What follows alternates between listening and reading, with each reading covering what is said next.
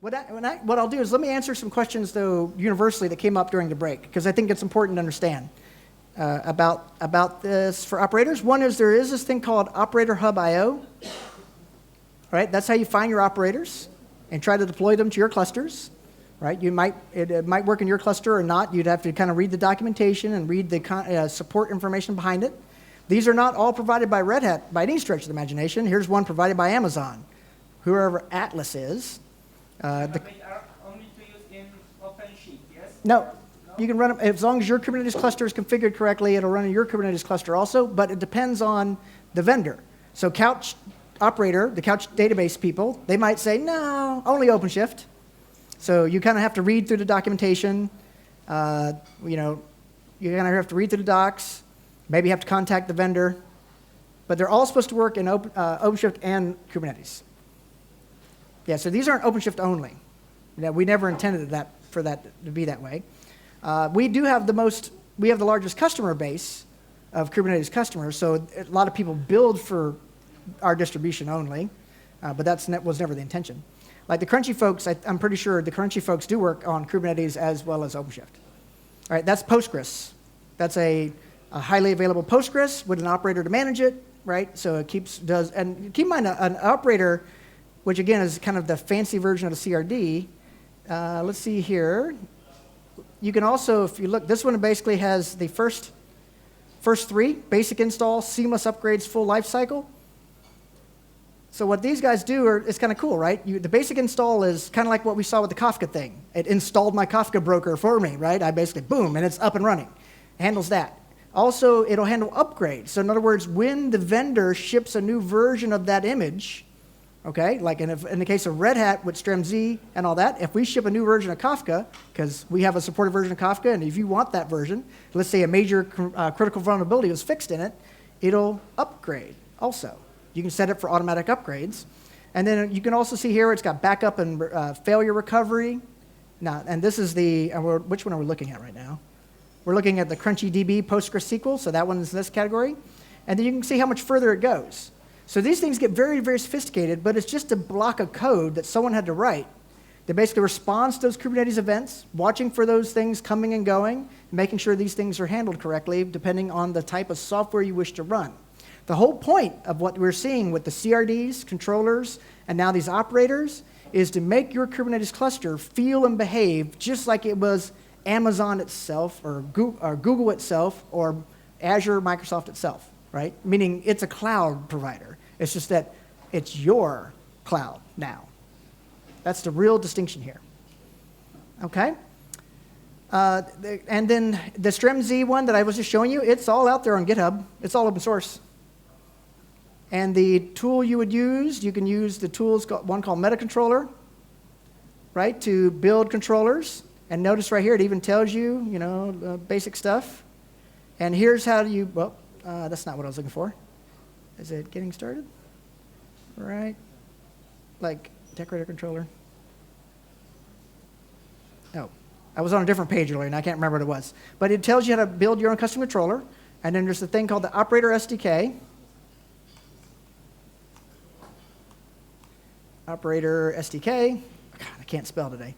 Operator SDK. There we go. Again, an open source out here on GitHub. This is, again, something we've open sourced at Red Hat that tells you how to build your own custom operators as well. So CRD, controller to do the basic stuff, and then operator sits on top of that to do kind of the more advanced things, like I got to have zookeepers and a broker, right? It's just more intelligence on top. All right? Okay, well, let's kind of get back into this and kind of show you some more cool things. We got lots more cool things to show you. And where'd the slide deck go? Did we wait long enough for the person said we wanted to wait? Okay, so that was the demonstration I showed you earlier. We had the messaging worker on different clusters or different clouds, and we ran it that way. We showed you stremz and kind of the idea of the CRD through a Kafka CRD. That's, again, a very powerful concept, right? You can build your own custom definitions. Let's kind of go back and talk about some of the other 12 ways, and one of them is this concept of your deployment lifecycle. I make a point of this because if you're in the mental model or your organization is happy with their 3-month deployment cycle, meaning we deploy every 3 months like clockwork. Our team is a machine. We deploy every 3 months. And your customer, your business, your product manager, your boss is super happy with that. You don't need all these things I'm telling you today, okay? This stuff is way overkill for you if you're happy with your 3 month, 3 month, 3 month. And the reason I make that point is because the new world is living in 1 week deployments, not 3 months. Or the new world is living in everyday deployments, not every week. And if your competition is living in this world, right? So if you're doing this right here, you're deploying every 3 months, you have a certain trajectory, right? You have a certain batch size and capability and speed. And then if your competition is deploying every week, they're on this trajectory. Over time, they just blow right by you. That might still be okay based on the type of software you're dealing with. For instance, I only work on an internal human resource database that manages the vacation time for our employees. The employees aren't all going to quit if I don't deploy every week, right? They're happy with every 3 months, as a matter of fact. That might be okay, right? Until basically someone in HR comes along and says, you know what? I can get that as a SaaS service. I don't need you, Mr. Programmer, anymore, deploying every 3 months. The SaaS service updates every day with a new feature. I want that instead. It's only going to cost me $5,000 a month, and I'm laying you off. That's your competition now, okay? So you got to think about that. So I love this quote again from Bruce Lee. Those who are unaware they're walking in darkness will never see the light.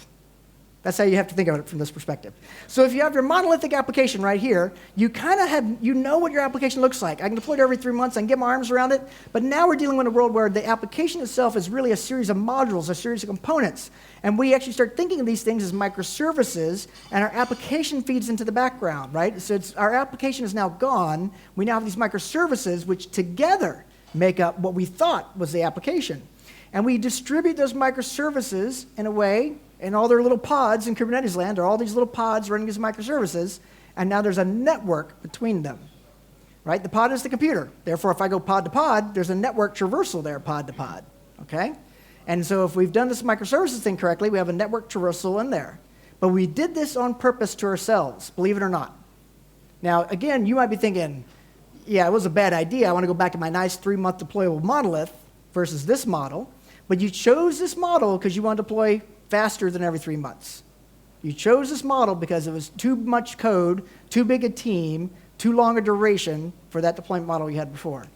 Now, all these microservices, of course, have their own database because we're going to go super fast. Each of these are independent teams responsible for their data, responsible for their microservice.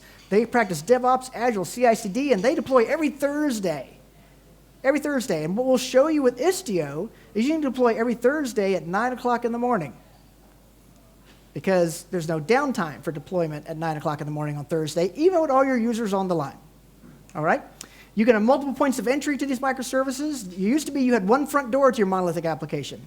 It was a certain URL you went to. It had a nice user interface with your login, and you basically use the application through one point of entry. Now we have multiple points of entry because our microservices all have nice APIs, and sometimes our business partners want to talk directly to our APIs.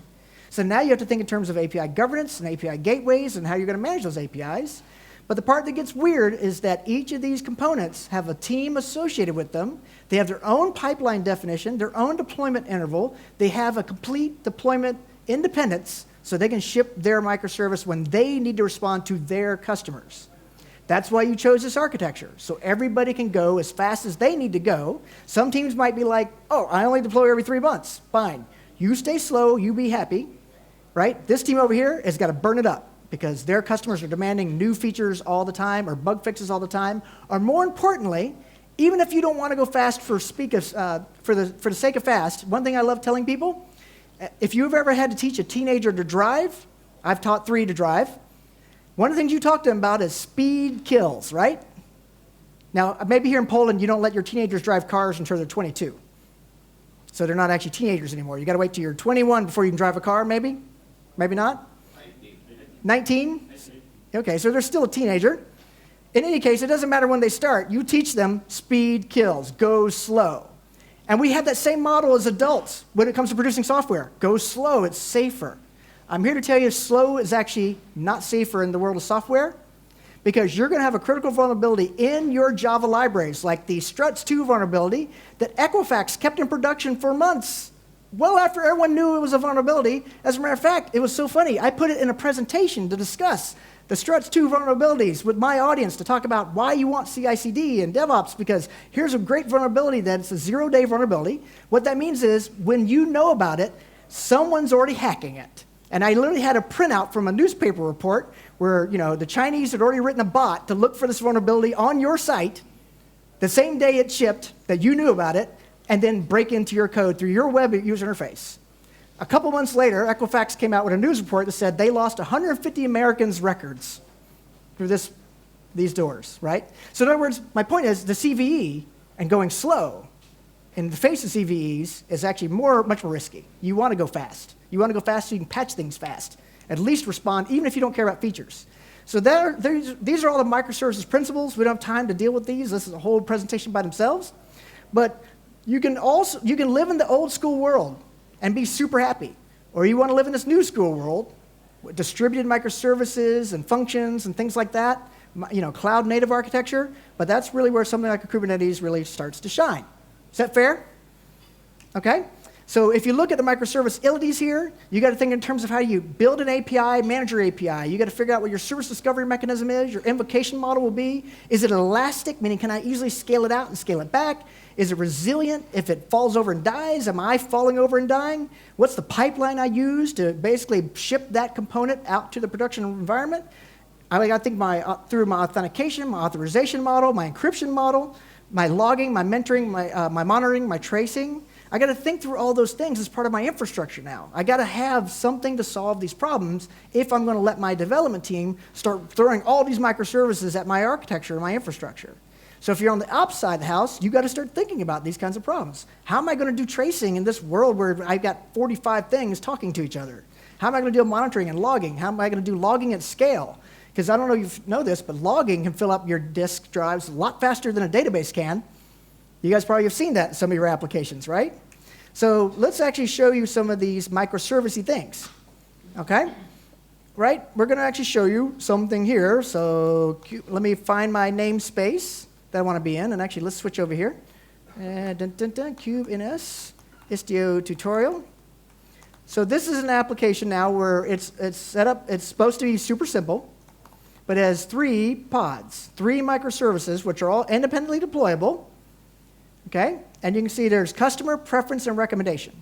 So just like you saw me do earlier with producer and consumer, there's 3 little microservices that all talk to each other. Customer calls preference, preference calls recommendation.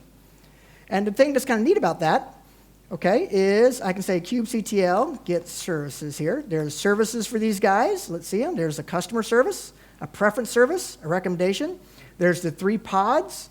Okay, there's going to be my deployments. These are all the standard objects. There's nothing unusual here. It helps if you spell the object name correctly. These are all standard Kubernetes things. So I have my deployment. I have a replica set. A deployment creates a replica set. A replica set creates a pod, right? See, desired 1 pod, current 1 pod, ready 1 pod. And you can see it's been up for 43 hours. Apparently, I launched these a couple days ago. And there's my pods, customer, preference, and recommendation. So this is our microservices architecture, super simplistic to kind of make the point.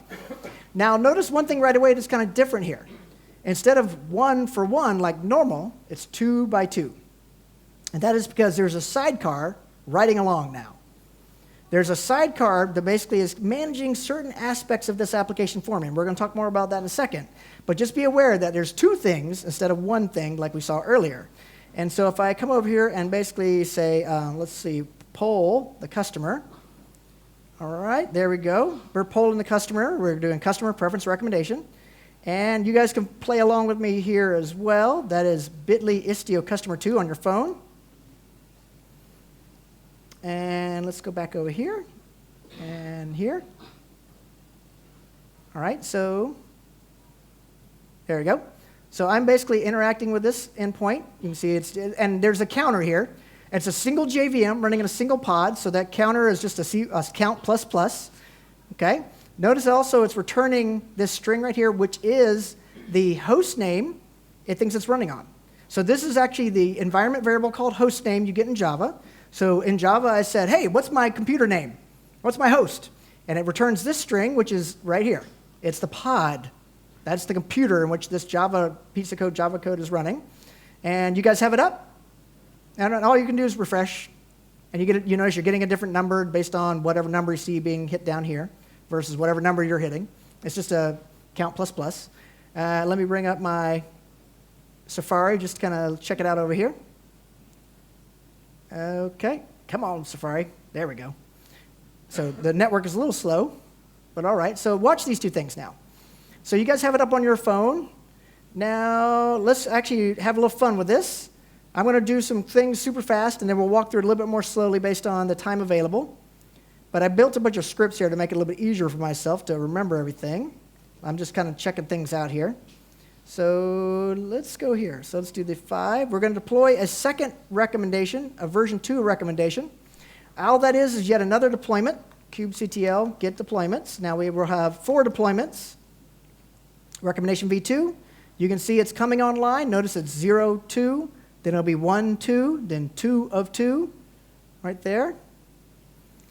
And then once it gets ready, all the way ready, and it goes 2 by 2, you'll see it then part of the load balancer down here. And let's go back over here. Come on, come online. And then you'll see it 50-50. So there it is. It's now showing up 50-50. And the reason you're not seeing a clean 50-50 is because I'm interacting with it through my browser. You're interacting with it through your browsers. Notice the number here. So now you notice it flipped back to V1. It is 50-50 load balancing, but for all of us. Okay? And that, what you just saw, is standard Kubernetes behavior. Nothing fancy yet. Kubernetes basically says if you deploy 2 pods, I'll load balance across the 2 pods. If you deploy 8 pods, I'll load balance across the 8 pods. If you have 2 pods, it's 50-50. If you have 4 pods, it's 25, 25, 25, 25. It's a very simple little bit of round robin load balancing. And the way the magic happens is if I come over here now, and actually let's do this, kubectl get pods, show labels. Just kind of so you can see the magic. Here is the labels associated with this. You can see it says app recommendation there, app equal recommendation.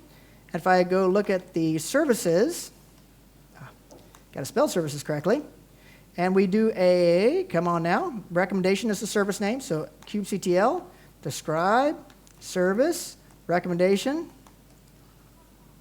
Let's dig down in here. Notice the endpoints, there's 2 of them. You see those right there? Those 2 are the IP addresses. Let's see if I can do this. Wide, is that in here? And yeah, so you can see right there, there's 26, there's 26. Here's 65, there's 65. Notice also with the OY, this is on this worker node, this is on this worker node. So they're actually on 2 different computers, 2 different worker nodes in my overall Kubernetes cluster, and I'm load balancing across them, but you, the user, are completely unaware of this. So this by default is kind of the magic of Kubernetes, right? This is what you got out of the box for free.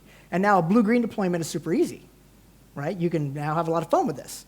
But what we want to introduce now is this concept of a canary rollout and do some really kind of fancy stuff with it. So if we look over here, kubectl, get CRDs, grep virtual service, right? There's a virtual service CRD out there. There's also a destination rule. And these are new special object types that come from the Istio team that I've installed on this cluster. And that means if I create objects like the Kafka thing we did earlier, a virtual service type and destination rule type, those controllers kick in, and those now manipulate the network traffic going across these pods. And that means I can do really fancy stuff, really crazy stuff here. So let's see if we can try to show you what this looks like. Yeah, let's do this. Are you guys still hitting it? Well, let's try one more thing. Okay, let me go right here. And I'll show you this. We're going to make everybody version 2. So on your phone right now, it's all version 2. Everybody's version 2. Come on, Firefox, you're version 2. So there's a simple change there. I have rolled out version 2. Everybody has version 2 now. But I want to kind of show you how this magic works. All right, so was this the right one? Yeah. So Istio files. The destination rule looks like this. So here's, again, see the kind destination rule? It's a destination rule. And all it does in a destination rule in this case is set up, I have 2 options, version 1, version 2. I'm simply declaring the options that I have. If I had 3 options, you'd see a third one there. And so you can see the name is version 1-v1. That is its name. So it's important to remember that string. And if we look at our virtual service down here, so let's go with version 2. Notice this one. Again, it's a kind virtual service. And right here, you can see that it says, OK, I'm going to send everybody to version 2 100% of the time. 100% of the weight of all transactions, the weight of all the traffic goes that one direction. So that's exactly what's happening right now with this. OK? And so again, this is just another document type within the concept of the Kubernetes API. So I can do things like kubectl get virtual service. And you're going to see there is one now, right? It's called recommendation. See the name recommendation? If I go back and look at the YAML that was uploaded, the name is recommendation. That's where that name came from. And so if I want to do kubectl, let's do this. Let's see if I can remember how to do this all right. So echo kube editor. Don't have it set. All right, so export. I'm doing this from memory. I have not. I have a script for this. Let's see if I can get it the right first time. Equal to code dot, dash W. All right, and now, so kubectl edit virtual service recommendation. If I did that right, it pops up Visual Studio Code. And now notice that I'm actually editing the object in the etcd database, in the Kubernetes API. I'm not editing the YAML file on my disk anymore. I'm editing the one that's in production. So this is actually a really awesome feature. Everything is done in Kubernetes in a declarative way, including a virtual service, the deployment, the Kafka, all that I can also just edit. So let me see if I can hack on this a little bit. I'm going to make it now version 1. Save, so I hit save, close, come back over here. If I did that right, and we're all v1 now. So this basic concept, that's not how you would normally do it, right? You wouldn't do that in production per se. You wouldn't want, the average developer or operations team just hacking on those YAMLs like that. You want to hack on the YAML, check it back into source control, punch it through a pipeline where you might have some automated testing, and then roll it out production. I'm just having fun. But this concept's incredibly powerful if you think about what we just did here. So if you are practicing a blue-green deployment, right, where I have an old version, the new version, I can basically flip all my users to the new version and go, holy crap, that wasn't what I wanted, flip everybody back. So this concept right here is a huge win if you are practicing that fast cycle time, CI/CD. I want to deploy every day, deploy every week, and I want to deploy so fast that our QA team, we have a 12-person QA team who normally spends 2 months testing the software. Yeah, you can't use them anymore if you're going to deploy every week. You see the difference between 2 months and 1 week?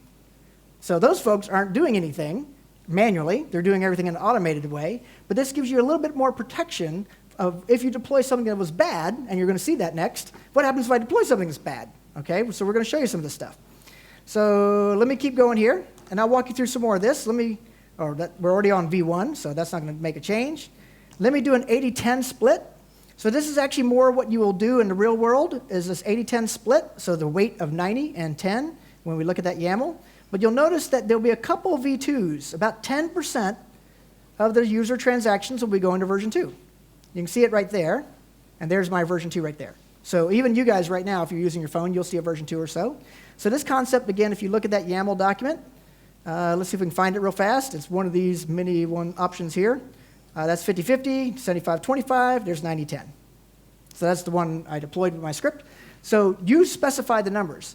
The reason this is incredibly powerful, this is actually beyond Kubernetes behavior. Kubernetes, by default, 2 pods is 50-50. 4 pods, 25-25-25. Now I'm doing 90-10 with 2 pods. So with Istio, it can be really fine-grained. I only want 1% of my users going to the new version. In this case, 10% going to the new version. If you did 1%, we might have to wait a while to see it. Okay? But this is concept of a canary deployment. You guys have heard the term canary deployment before? Right? So the concept of canary, the canary in the coal mine is where the word canary comes from. If you're familiar with coal mining, they take a little bird in a little cage down inside the coal mine, and it has 2 great values to the coal miners. One, they have a nice pet. It makes noise. It flutters around in its cage. It's a nice, pretty yellow bird. But if the little yellow bird falls off its perch, you know to get the hell out of the coal mine. because the canary dies faster than the humans when poisonous gases are found within a coal mine, which is actually a common concern. So that's the concept of the canary in the coal mine, and therefore we have this concept of canary deployment. What if we deploy something to 10% of our users, and it's not good? Well, I can fix it right now. I can roll it right back. Okay? So, What about black canary? what's that? What about black canary? Can I give you that with Istio? Oh, yeah, we're getting there. All right? So if you think of a black canary the way I think of a black canary, and there's the black canary, the cartoon character, right, from DC. Not that black canary. Yeah, I didn't, it's an arrow, I think. Yeah. Okay, so I actually, what I did here is I deleted the virtual service and the destination rule, so therefore we've gone back to old behavior, 50-50. And so let's kind of look at this, right? Let's actually deploy another canary model. So in this case, a different canary model. You're going to basically see all the users here going to version 1. And then my Firefox users are going to version 1. But my Safari users are going to go to version 2. So this is an important thing to understand. So this is not the dark canary, the black canary. This is a still semi-light canary. But it's only for a certain group of users. So let me show you that one. Here it is. So here you can see I have a regex where I'm looking for the user agent. If Safari is in the user agent, and by the way, don't test this on a Mac with Chrome, because Chrome also says it's Safari on a Mac. You guys know that old trick. If you've been around the web development game for a long time, right, everybody says they're Firefox, including IE. Chrome says it's Safari. That way they can trick websites into thinking they're different browsers. This has been a thing we've been doing for years. So you got to test this really with Safari versus Firefox, because Firefox does not claim to be Safari. Chrome does. Even if you have something from Apple, you will pay for a higher price. If you have something for what? If you use hardware from Apple, you will pay a higher price. Oh, good point. That's true. If I know you're on the Mac OS, I can just charge you more money. You must be rich. Okay, I'm good with that. I like that idea. So you could use this feature for that, okay? So, but you can pick what you want from the HTTP headers. You can decide if it's a cookie, it's a user agent, it's the Mac OS versus the Windows OS, or whatever it might be, and you can further refine who sees the canary. So you can actually, in the default application that they show you with the Istio thing called, it's called Bookstore, that if you're logged in, you get a slightly different user experience than if you're not logged in. And one thing I always like to tell people, you can be logged in and you're a user who's checked the beta box. If so, we're going to set a cookie, and you're going to see it all throughout these transactions. And notice also, this is happening at the recommendation level, which is 2 steps in from the head. So this was always doable with really fancy routers at the front end. It was never doable down the mesh. Yes, sir? And what happens if you kill version 2, especially in the previous... Kill version 2? Yeah. Yes. So if you don't scale the port. No. All right. So if we kill version 2, it's a fair point. So, get pods here. All right. What? I should have left this on. This is why I like having this, get pods. All right. So I can basically say, all right, if you kill the pod. Well, I mean, don't scale it, not kill the pod, because it will already start eventually. Well, it'll restart, but it is down momentarily. Whoop, I didn't. It helps if you spell cube control correctly, cube cuddle correctly, hit return as well. So it's down right now. If I catch it fast enough. All right, it's dead. Yeah, but here is understandable. It's routed based on Safari, but what happens if you just doing this 19 by 10? So I would, in this particular case, I would actually want at least 2 pods of version 2 to have a little HA. But it's still going to route based on, those 2 within that 10% or within Safari or whatever the routing rules are. Yeah, so if it hits the dead version 2, it will just return 5 of 3. Well, and actually what you'll see in a second, depending on what error you have, in this case, I caused the error, okay? If it's not something you want to do, it actually will route around it automatically. So we'll see that here in a second, okay? So let's do this. Yeah, we did that one already. So 12, we'll clean out our canary. So we'll go back to standard round-robin load balancing. All right, so let's talk dark launch, right? So this is the dark launch concept. So right here, I'm doing my dark launch, and what you'll notice right there. Okay, so right here, you'll notice everybody's on version 1. Version 1. This should be on version 1. And if you pay attention, you'll see that V2 is still being logged. So the logging, it's just looking at the logging activity for version 1 and version 2. And you can see there's still version 2 logging happening there. That's the bright pinkish one that you see coming through there. That's the version 2 log, basically getting recommendations. And here's the reason that's important. And so let's see if we can show you that one. All right, so where is our mirror and our dark launch? Always forget what the name of that file is. I could go always look at my script, make it a little easier for myself. Let's see, it is the destination rule recommendation 1, and it's the one with mirror in it. So I should have known that. Where's the one with mirror in it? There it is, right there. So you can see right there's got the keyword mirror. And so the concept here is version 1 is in production. Version 2 is also in production, yet no user can see it, no users. That's the point of this one. So is this what you think of the black canary? Yeah, so I call this the dark canary. The concept is very straightforward. I still have the canary deployment. I deployed it. But I don't even want anybody seeing it. But I want to basically take some traffic, send it to that component, and what I'm going to basically do is now monitor it for potential issues.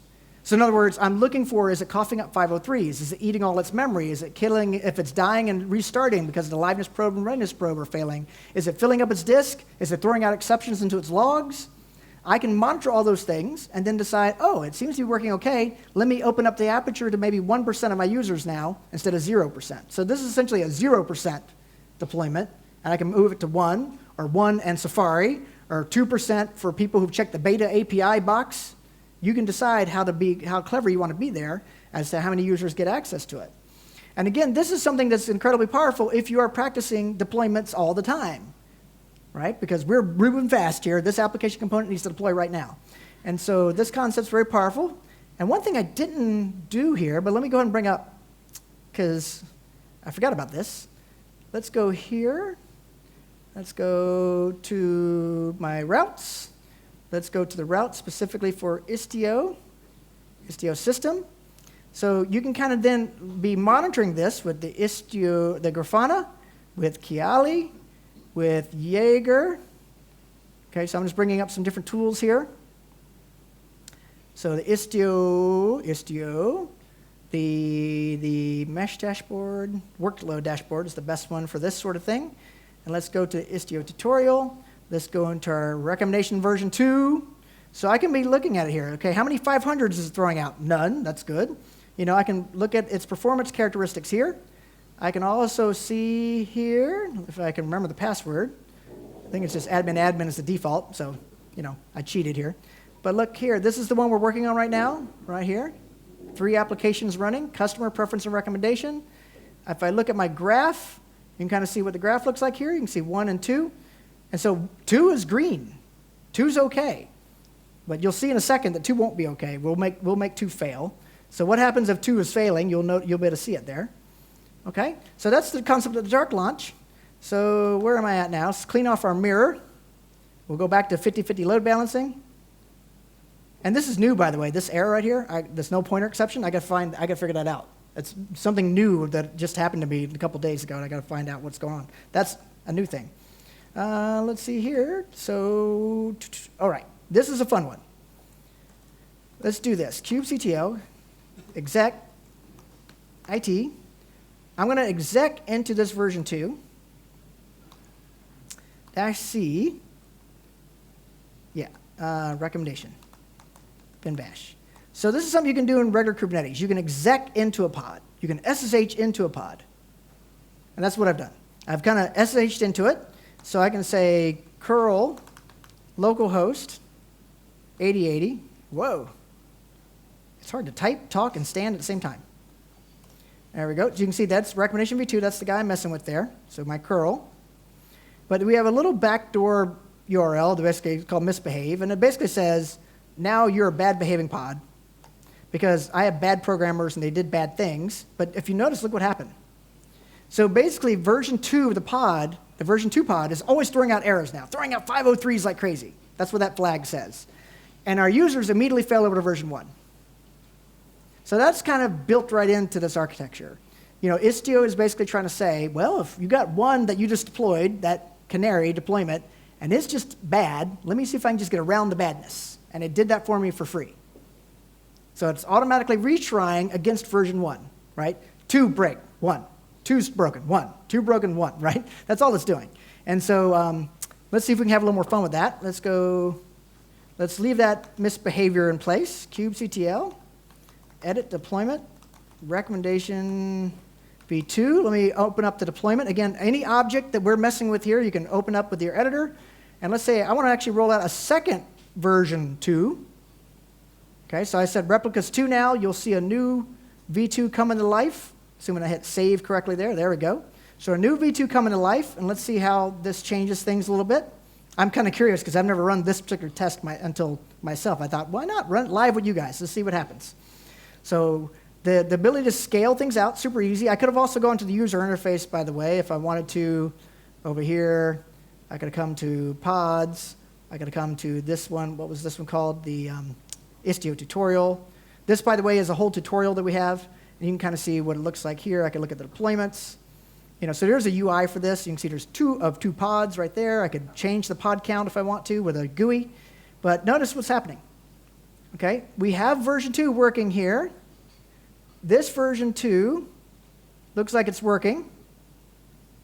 And I don't see any responses from our other version 2 because the other version 2 is still misbehaving. So we're still getting our 50-50 load balancing, but some of the ones going to 2 have that error in it, but we're just working around it, right? Istio is automatically routing around it.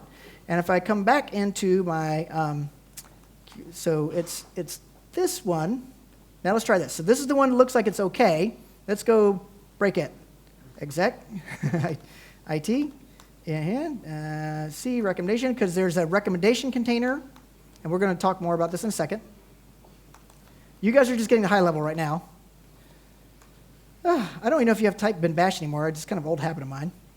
Let's see here. Curl, localhost, 8080. Let's make sure you got the right one. Yep, that's the Z1, 24Z6B that looks like the right one. Misbehave. Let's make it misbehave. All right. And notice everybody's back to version 1. Let me fix that flag. I call it the behave flag. So we're going to basically, this one is going to behave correctly now. All right, it's back in the load balancer. Let me go fix my other one. Okay, kubectl exec, IT, all right, C recommendation, make sure we got the right one, and bin bash. And again, I don't remember if bin bash is now optional. I used to have to type it, so it's muscle memory at this point. Curl, localhost, 8080, behave. Let's make it right. And I'll exit out there. And we should see now that we have there's that version 2. There should be the other version 2. And then we're all good again. Okay? So even that kind of behavior is kind of neat. I can come in here now and say kubectl edit, deployment, recommendation, v2, and I can change the replicas. Actually, let's not do that for now. All right, let's actually keep going here. Let's have a little more fun with it. Here, this is fun. Let's try this. I'm going to deploy a new recommendation, a new v2 recommendation. That's what this thing did here. And notice what's happening while it's being deployed. Everybody's going to version 1, while version 2 is getting updated. So version 2 is going through its rolling update, but version 1 is still responding to users. Okay? So again, this is kind of what I mean when I was saying earlier. If you want to deploy every Thursday at 9 o'clock in the morning, you can. And now that may sound like craziness. How many people are still deploying like Friday night hoping the software is ready by Monday morning? Anyone still doing that? Oh man, you guys are like newfangled, right? So that's how I used to do deployments. When I managed an engineering team, an ops team, way back in the day, right, we deployed on Friday night, hoping we could get the software ready by Monday morning, because that's when people showed up for work. That was the most common pattern we ever had. Deploy Friday night, spend all weekend if you needed, right, to get the software working by Monday morning. That was the way we used to do business. But in this world, now in this DevOps world, you want to try to deploy like every day. Okay? You want to try to deploy all the time. And so what's happening with this model is if we're deploying all the time, we want to deploy actually in the middle of the workday when ops is ready and everybody's awake, they've had their coffee, you're not waking anyone up at 2 a.m., you're ready, your brains are on, and you can fix whatever problem is there. And so with an Istioized Kubernetes, that's essentially what I'm showing you now. You can do all this crazy stuff and just see if you can break it. And there are ways to break it. But here I have a version 2 now that's rolled out to production. And that version 2 is actually very slow, if you notice. 1 comes back quick. 2 is actually very slow. 2 actually has, again, the developer put a bug in that version. It just runs really slow based on what it connects to, whatever it's doing. And in this case, it just has a thread.sleep to make it easy. But it's just slow. And I can decide that for my SLA, keep in mind, customer calls preference, calls recommendation. I have a customer, a human customer who's waiting, and they don't want to wait. And if I come over here and look at my browser, if it's getting a version 2, see how long slow it is? That must, oh, and it's got an error. Good grief. I might have really injured it at this point. The application's not available. You know what? I think I killed it. kubectl, get pods. No, it still says it's running. Interesting. So that is actually the route. Could be my network between here and there is acting up a little bit. All right, there we go. All right, we'll have to check that behavior out. We'll have to figure that one out. You go away, Siri. Okay, but watch this right here. We have the slow one in place now. We got it up. Looks like it's up. So V2 is real slow. And I have this thing called the add timeout rule. Let's apply it. And let's look at it. And then you can see it's the recommendation timeout. Let's go in and look at that YAML file. Recommendation timeout. There it is. And notice what's happening here. It's attempting to talk to recommendation. It doesn't actually care if it's 1 or 2, but it only has a 1 second wait time built into it now. So yet version 2 is running at about a 3-second delay. It's messed up. It's having a lot of troubles. It's running at a 3-second delay. But I'm only waiting 1 second. And you'll notice, if you look at it here, still I'm getting I still get some timeouts back to my user. So in this case, what I have to do is I actually probably should increase my replica count of kubectl edit. Let's see if we can fix this real quick. Recommendation v1. Right, so one thing I have been running, I'm only running 1 of everybody right now, which is actually how you'll never do it. Right? You never want to run 1 pod of any one thing. You typically always run 2 pods. So let me bring up a second recommendation v1. And so here's there's my second v1 coming up, and that should fix my error. Because if I'm load balancing across, you know what I mean? You want to load balance across more than 1 pod. And so it's coming online. It's got to go 2 by 2, and hopefully that'll fix it. But you notice it's all v1 now, because we waited for 1 second for v2. We gave up on it. So these principles are all very, very powerful. Look, I get another error there. What happens if both deliver with the timeout? What's that? What happens if both services respond with timeout over the first? Yeah, I haven't actually had a situation like that one. I'd have to test it to see what the behavior would be, right, in that situation. But it could be that I'm hoping it bounces to the other one. And if the other one's slow, timeout bounce back to the other one. At some point, though, it will come back with you will get a timeout error, and that might be what's related to this one right here. I don't think so. There's something else going on in my system right now that's causing that error, I think. But if we look back at our observability tools here, let's see what we got. For one thing, you notice we had a bunch of errors. Okay, so this is no longer performing 100% on version 2, and we got a bunch of red here on version 2. Version 1's green, but version 2 is red. So you would use your tools, your observability tools that are part of this infrastructure to basically see what the problem is. You know, you can kind of see that it's 100% error rate based on when I was looking. So that would be the way you would know if you're practicing the dark launch, right? The black canary, the dark canary. If you're practicing a canary type rollout, who is misbehaving? Are they poorly behaving? And how do I do something about it? And you kind of see right here that something bad is happening here. All right, let's see here. Let's actually fix that. Let's remove the timeout rule. Okay, now it's nicely going back to kubectl, edit, deployment, recommendation. It might get there before I get there. Let's see. And I'm curious to know what the image name is here. Okay, now that's the correct one. Okay. So it should roll back out a new version 2 without that timing issue in it at this point.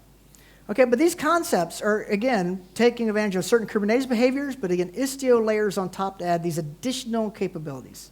How do you guys feel about that so far? Does that make sense? And we could spend a lot of time talking about these things. Let me jump back over here to the slideware, though. And when did we end? Does anyone know? 6:30. Okay, we got about an hour then. All right, fantastic. So in this microservices world, right, you have the concept of distributed computing. You basically have to deal with the fact that A calls B calls C across a network. And you have to deal with the fallacies of distributed computing. And essentially what I was showing you with all that series of demos is what happens when things break. Because things will break if you put a network between two application components. In the old school of Java, right, you have a Java method calling another Java method, all within the same JVM. In this case, we now have stretched that out across a network, so one component calls another component through a REST API, as what we're all doing with Spring Boot, Spring Cloud. Right? You guys are following the Spring Boot, Spring Cloud way of doing things? You're putting a REST API between, and now you have to decide that how you're going to basically put that stuff in there. Right? How are you going to manage that? Because if you have a failure at one point in the system, you don't want a cascading fail all the way back to the users. And actually, if you notice the failures I was having earlier, customer was still responding okay, but preference and recommendation were not. So you can also decide at what point you catch the failure and still respond to your user with something that's okay, even if you can't actually make it all the way through. So the most obvious example that everyone talks about in this category of how you deal with this scenario, right, it's called a fallback position. You don't want the cascading fail, is Netflix, right? So Netflix under recommendations. So you might notice that if you ever log into the Netflix user interface, that you're not actually getting the same user interface you got yesterday. It's funny, because I do this talk so much, and I've been talking about this for so many years now, my wife actually will catch it happening and stop me and say, look right now, it just happened. And literally, it'll have not her recommendations. It won't be stuff that's valid for her. And she'll notice. And that's one of the situations that the circuit breaker concept has seen. Basically, they're going to give you generic recommendations. Or better yet, you'll notice that some of the user interface tiles that you normally get, like your favorite drama or your favorite comedy or whatever, for some reason the comedy one's gone this time because they didn't get those recommendations. Or better yet, continue watching. She likes the continue watching element, but sometimes it just doesn't show up. And tomorrow it probably will, or then wait another 10 minutes, it probably will. So those concepts of circuit breakers, especially in a read-only transaction like you see here and like you see in Netflix that's loading the user interface, it very well could be that you have decided that there's a fallback piece of business logic that determines exactly what to show the user when the other thing really did not run. So you guys familiar with the concept of circuit breakers and the concept of fallbacks? There's a really great presentation by a gentleman who worked for Sky over in London. And so his joke was very simple. He actually worked on the authentication mechanism for their pay-per-view type service, and I'm not actually doing this justice. So he actually had to make a business decision with the business. If, in fact, that if you could not authenticate that you were allowed in to watch the Manchester United versus Barcelona game, they had to default to let you in. Because think about it. You would actually cause riots in the street. If for some reason your service was down, it was an application built on Tomcat, it would often be overloaded on game day when everyone's trying to sign in to watch the game, and therefore the transaction had to respond with a positive, you're in, even if you weren't really valid if the service was down. That was the fallback position. He said it was fine, and we solved the problem for the football games. The biggest problem was when Game of Thrones was happening. Now they have a big problem with Game of Thrones because it overwhelms their service, and he's actually since refactored the service so it doesn't fall over. It was a Tomcat-based app, and now it's Rat Pack, I think is what he's using. All reactive architecture. In any case, you can see how Istio kind of fills in our capabilities here. It helps us with discovery. It helps us with resilience. It also has an authentication model and an authorization model, which we could show you. It has an encryption model. And then you saw some of the tracing and monitoring that we showed you over here earlier. You can kind of, let's see where those guys are at. Not that one. We can kind of look at more of these, but we don't have to spend a ton of time on these things. So where'd my Istio go? Istio system. I'm trying to figure out where my Jaeger went. All right, there we go. Here we go. So this is the tracing. Come on now. And where's my customer? let's see how this comes out. There we go. And the nice thing about the tracing, looks a little bit unusual, but sometimes it does. You can kind of see how long it takes per service, customer versus recommendation versus preference. And that's kind of a nice tool to have. If you have a distributed application architecture like that, tracing is very powerful. And so you kind of get that for free with Istio, right? So let's talk more about how Istio works underneath the covers. I kind of showed you what it does, but we want to make sure that you have some understanding for how it works. Okay? So before Istio, you would actually add all those same capabilities into your application logic. So this would be like your Spring Boot application with your Spring Cloud annotations. You basically have a starter or jar file in your app that gets bundled into your app that basically does discovery, and it's based on Eureka, or maybe load balancing based on Ribbon, or maybe resiliency based on Hystrix. All awesome, right? Cool stuff you can do. But now with Istio, you don't have to have that in your app anymore. You still can. You might still want to for other reasons that are all your own. But now with Istio, you can have this sidecar container that's a second container living side by side with your container. And the way the magic works, it uses this thing called Envoy, by the way. And you can actually see the Envoy if we want to go look at it. Let's come over here and let's make these windows a little bit smaller. Okay. Come on, mouse. And, oh, did I leave that editor open? Let's not leave the editor open. There we go. kubectl, clear, kubectl, describe, pod. Let's grab that one. Describe version 1. See, it says Istio Envoy, but you actually really see it right here. This is the configuration for this, what's called Istio proxy. So the Istio proxy is the name of the sidecar, right? The thing sitting beside your container. And you can see it's using the binary of Envoy. In theory, they could replace it with something else in the future, right? It's pluggable, but Envoy is what ships out of the box. There are different parties who are trying to provide their sidecar instead at this point in time. The only one I spend time on those Envoy, which is the default. But you can see here's kind of how the sidecar is configured, the path to the Envoy, what is its name, drain duration, discovery address, where's my pilot, which we'll talk about in a second, where's my tracing endpoint, there's the Zipkin tracing endpoint, what is my admin port. And what's kind of interesting about this is you can kind of say kubectl exec IT, the recommendation here, again, -c Istio proxy.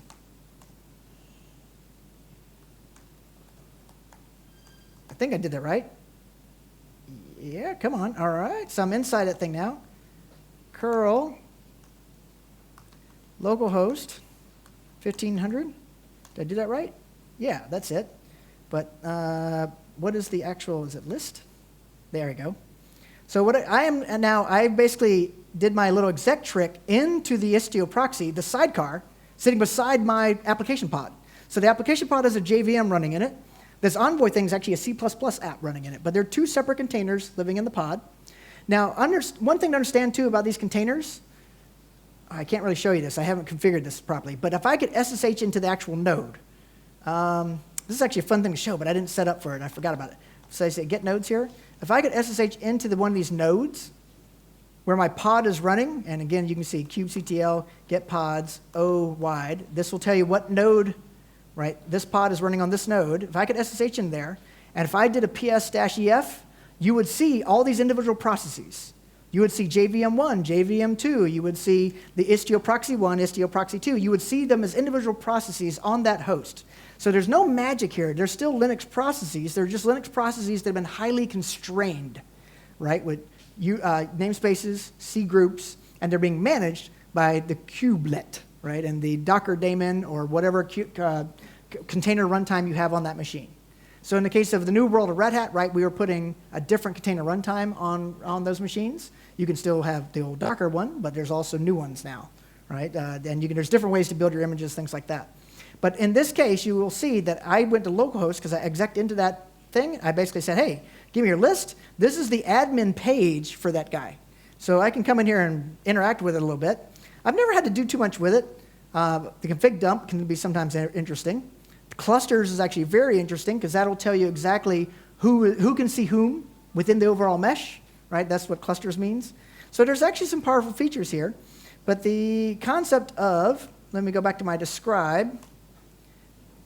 So this is what's living now in my pod. All this stuff that wasn't there before got added for me, either manually or automatically.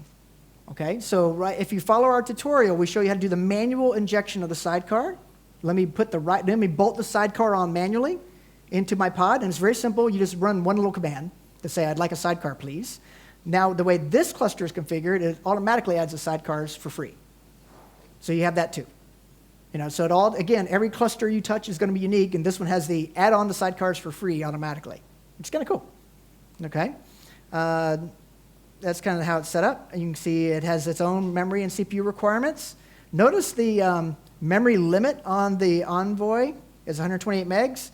So one thing that's kind of interesting is now with Quarkus, which can be like a 20 or 30 or 40 meg Java-based app, is smaller than the sidecar. So think about that for a second. The motorcycle is smaller than the sidecar. It's kind of funny to me. But we didn't ever think about this until we did Quarkus. Because with our normal Spring Boot app, Spring Boot is 140 meg or whatever, and it's bigger than the sidecar. But then you have Node.js or something else that's small, Quarkus, and now you're like, sidecar is actually bigger than the motorcycle. All right, so that's the sidecar concept. And what I don't think I have the image here, but you guys know what the sidecar is, right? That's why it has the name sidecar. Sidecar motorcycle. Right, this is where the term comes from. And actually, here's the image I like using. The difference is that the sidecar, in this case, the difference in the Istio sidecar, Istio proxy it's called, and implemented through Envoy, is it can actually take over the handlebars, it can take over the gas pedal, the brake, because that's what you just saw in the demonstrations I ran. So it's a very special sidecar. It's not a dumb bolt-on, it's a smart bolt-on. Okay, and we'll talk about what that bolt-on does here right now. And is this still a Red Hat product? It is not a Red Hat product per se at this very moment. Give us about 30 more days. Okay. Now, so the way the Red Hat model works is so Red Hat basically contributes and interacts with all these open source projects. We have over 1 million open source projects that we track, like literally 1 million. Istio is one of those, right? My team and others work on Istio specifically, and what we are doing is we're going to provide official support for it. So when you say product, what that mean for us at Red Hat, that means official support for it, right? So that you can have a contract and an SLA with Red Hat, we'll fix bugs, etc. And that is any moment now on that side. It's not at this moment. There is a tech preview version you can add to your OpenShift cluster. It has to be an OpenShift 4 cluster though. But we will offer official support for it on OpenShift 4 any moment. And I'm running the soon-to-be product enterprise version. As I understand, Istio is a Java-based product, right? It's Oh, no. Quarkus. No, Istio is, well, it has nothing to do with Java. That's actually, yeah, so Istio has nothing to do with Java, right? Istio is written in, there's two pieces to Istio, Envoy, C++, Istio itself. And so if you look here, so here's Envoy. It's called the data plane. So this is what's involved in your transactions is the Envoy. That's written in C++, okay? Then you have the management of those envoys, the pilot, the galley, the mixer, the citadel. That's Go. That's all Go code. So that's the distinction. So here's one thing. Envoy actually as a tool has been in production with the Lyft company. They're also run by American Express and a bunch of other people. So Envoy can be just run on its own.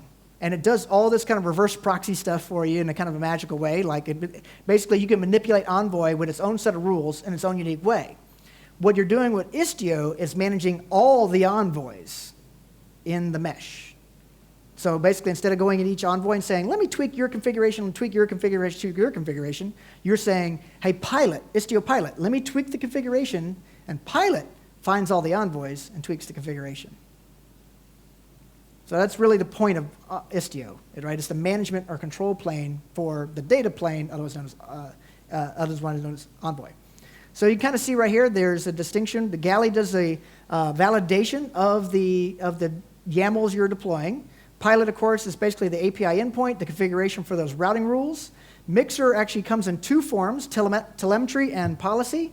It manages things like quota and gathers the observability data for telemetry. You can also do access control list. You can do other policy enforcement things within Mixer. And then Citadel gives you your certificates for the MTLS. So that's how you actually invoke MTLS on the backplane so you can have encryption over this wire. Okay? And you kind of see what it looks like here. It has HTTP 1.1 support, HTTP 2, gRPC, and TCP with TLS. And if I come over here now and look at these guys, let's actually go to the UI. We'll come here. Let's go to not networking workloads. Let's go to pods. So I'm in the Istio system namespace. And there's Elasticsearch. There's Grafana. There's the Citadel. The egress gateway. There's also there's Galley that we just mentioned. Ingress gateway, which we aren't using at this moment, but we can be. Pilot, policy, sidecar injector. Remember I said you can automatically add the sidecar. This is the guy who automatically adds the sidecar. Telemetry, the Jaeger thing we've been talking about. We showed you earlier. Several Jaeger agents and collectors. Kiali. So the user interfaces I showed you. Prometheus, right? All here.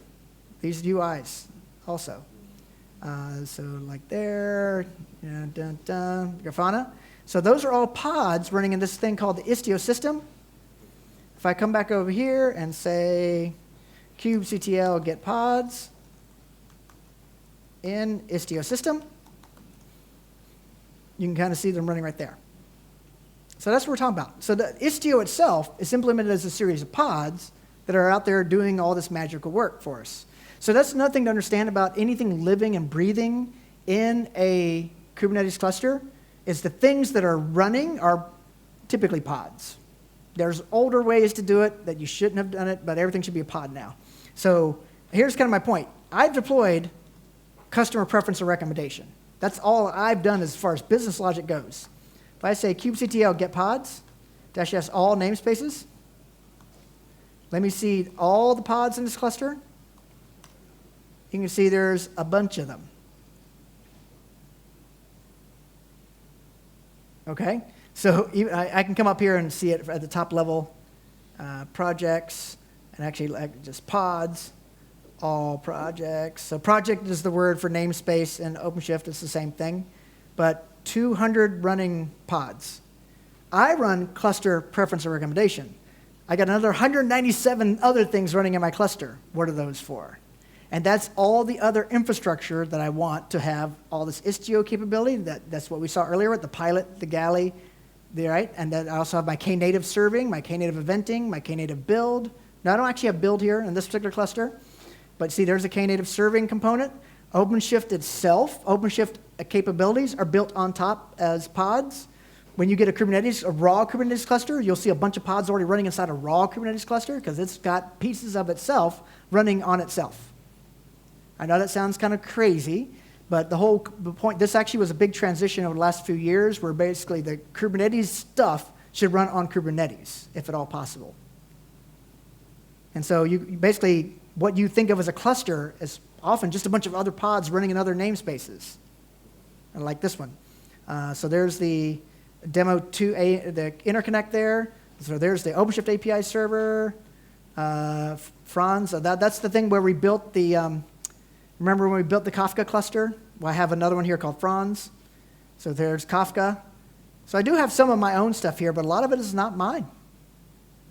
Right? It's also the user interface we're interacting with right now. This UI is running as another set of pods on top of the cluster. So that's kind of a neat thing in general, right? You can kind of bootstrap the cluster inside the cluster. It gets kind of confusing. It's a little bit like Inception. If you guys remember that movie, yeah, it gets a little bit weird like that. Okay, let's jump back over here, though. Keep talking about these things. And you guys can keep throwing questions at me. So we kind of ran all these demos. But I want to show you some more stuff, right? So we showed you the Kafka, right? We showed you how to sprinkle transactions across all these different clouds, things like that. Now we showed you a bunch of Istio stuff. We can do more Istio if you want. We can try doing different configurations, different settings. Let me double check something over here. If, in fact, you want to configure your own, you can do that with Minikube here. Get namespaces. I don't know what I have on my Minikube. Yeah, I don't have much here. Get pods. I just built this Minikube a little bit ago. I haven't looked at it yet. in a real significant way. All right, you can kind of see even on Minikube, which is the lightest of lightweight, there's already pods that I'm not responsible for that it's using to manage the Minikube cluster. Okay, so even Minikube already has some pods built into it that are, for instance, storage, which makes some sense. I don't have the ingress turned on, but you would see an ingress pod if that was the case. etcd pod, which makes sense. You got to have etcd, otherwise you don't really have a Kubernetes without an etcd. Core DNS, right? You want some basic DNS support. But let's do, I have a script over here. I like scripts for things. But let me go ahead and deploy to install Istio Minikube. I'll go ahead and install Istio into this Minikube. So it's not here yet. kubectl get pods -n Istio system. Yeah, it's not there yet. There it goes. You saw some CRDs blow by. And now, so if you're watching carefully, there's a bunch of, so there are some CRDs. Apparently I had, well, actually I think that's in their script, funny enough, that they have some CRDs declared twice. You don't have to do them twice. So, but there were some CRDs that were added, a bunch of service roles, service accounts, right, for setting up security config maps. So there's some CRDs right there that are added. You can see that now those pods are coming to life inside the Istio system. So based on the network performance between the internet and my laptop, it's now going to download those images and start running those different pods right there. Okay? So, I mean, that's what it takes to install an Istio into an existing cluster is simply you got to poke at the right YAML, and that's all it is. So you can go, look, some of it's going running pretty quickly. Not too bad. Well, those are jobs, I think. Yeah, those post installs are jobs. So jobs you'll see run and then not run. See, it's completed now. So those are actual jobs, but you can kind of come over here and say kubectl get deployments in Istio system. You can see there, that's the deployments, right, for pilot, policy. So Mixer is policy and telemetry. It used to be one pod called Mixer. That's where the name Mixer comes from. But now it actually is technically two things. So they split it out. And by default, policy is off by default now. Telemetry is on by default. And that's because policy does incur a fair bit of overhead as it tries to apply specialized rules, like what traffic is allowed. Before we leave Istio, if I go to my Istio, I just want to show you a couple slides on some of the other capabilities so you're aware, and then we'll move on to the Knative piece. This is the 3-hour deep dive on Istio by itself, so it has a little bit more content in it. And also, I let people do hands-on with all this stuff as well. There's the dog, see? It's all done through CRDs, blue-green, canary, description, right here. Okay, so a couple things. This is no longer true, but it used to be egress was blocked by default. It could be in your cluster, it's still blocked by default because your ops team, your architecture team decided to block it by default. So just mentally be aware that if for some reason you can't get out of the cluster to the outside world and you just use Spring's REST template or some other REST API to make the call, it might be that egress is being blocked because that was a thing for Istio. It's now turned off, but for some people it's still turned on, okay? I think in my case it is turned off, and I can double check that real quick. Here's the way to test it. In case you run into this, kubectl get pods. Okay, so let me jump into this pod again. It's a simple test to find out if you're being plagued by this issue. Just be aware of it. So I'm jumping into the recommendation pod again, and container recommendation in this case. Bin bash. All right. And let's see, curl http bin.org. Let's see. Oh, it worked. So we're not, on this cluster, not blocked by default. Egress is allowed. If it was blocked by default, you get a 404 back. And that's true of all your code, too. Your Node, your Python, your Java code would get blocked. So that's something you should just be aware of. So I need to say, sometimes. It depends on some factors here. So they've tried to turn off the by default. It's actually a very important security position. In other words, it was a good reason why they blocked it by default. If you're a hardcore cloud person, and how many people actually have their infrastructure running on Amazon or Azure or Google at this point? Okay, so you have some infrastructure there. If depending on the world you're living in, how hardcore you are about the cloud, it's very likely you have a Bitcoin miner leveraging your resources to basically mine Bitcoins. But if they can't phone home to get their Bitcoin back, they're not really winning. They're just using your CPU cycles. You guys never heard of that? It's like a thing. It's true of any data center. It's not, I'm picking on cloud providers. But yeah, the Bitcoin miners have been very, very clever the last several years. They figured out how to get into your infrastructure, and you don't even know they're there. They're just running off your CPU. But as long as they can phone home, they can get their Bitcoins back. It's kind of a thing. It really is a thing. And I say that because I know people who go out and expunge Bitcoin miners. That's their job. I have to change them. Oh, I killed batteries already. Was I getting quiet? It's hard to know. I'm so loud. Yeah. Okay? But that concept is important to understand. Also, when it comes to other security posture that's available with Istio, if you guys have this scenario, and you guys tell me, Sabre folks, you might have this issue, okay? So in the case of a big bank, this is where I discovered this concept. They have at a big bank, they'll have a customer success team, if you will, like there's a specialized group of in the organization, people responsible for customer happiness. And they might have their own programming team who helps them build their custom apps and APIs. They take care of the mobile API, the mobile apps, right? They want customers to be happy. But then at the same time at the big bank, they also have people like you and me who have our checks deposited from our direct deposit into our bank account, and there ain't much money there. And then you have people with $2 million in the bank. They get a different customer success team, okay? They get a very specialized customer success team, and they actually have their own IT infrastructure. I know that sounds kind of crazy. In other words, you have customers that are so important to you that you're going to give them some special treatment, special account reps, special infrastructure, special software in some cases. So I picked on Sabre because, you might have some of those issues, but any big company with big customers has that issue. And so what happens if you're looking at your services and you got to think about all your pipelines, you got to think about all those pipelines and all those teams.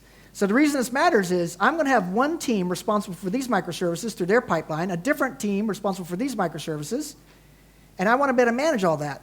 So how do I secure this? So you can put encryption amongst these services, so you can encrypt over the wire. And I don't have it set up on this one. We could try it, but basically you'll see that all the traffic is clear text by default. But with Istio, you can say flip it into MTLS mode. Now it's all encrypted over the wire, even amongst the pods. Okay? Because if I have team 1 who can deploy to the same cluster team 2 can, I don't want team 1 to see all the traffic from team 2. They're dealing with special customers. So in the same cluster, I can have MTLS encryption of the calls between pod 1 to pod 2 to pod 3. Very powerful feature, actually probably the most popular feature of Istio. People are very excited about that one. Access control, again, we'll talk about that in a second. And then you can do JSON Web Token and RBAC. And that's all part of our concept there. So here's the encryption concept. Right? You don't want the eavesdropper listening in because they have a pod. They can eavesdrop. And so it's in our documentation, and I show people this. I have a script for this. So basically, you can listen right in, okay, and see the traffic going through the network. Access control. This is another good idea.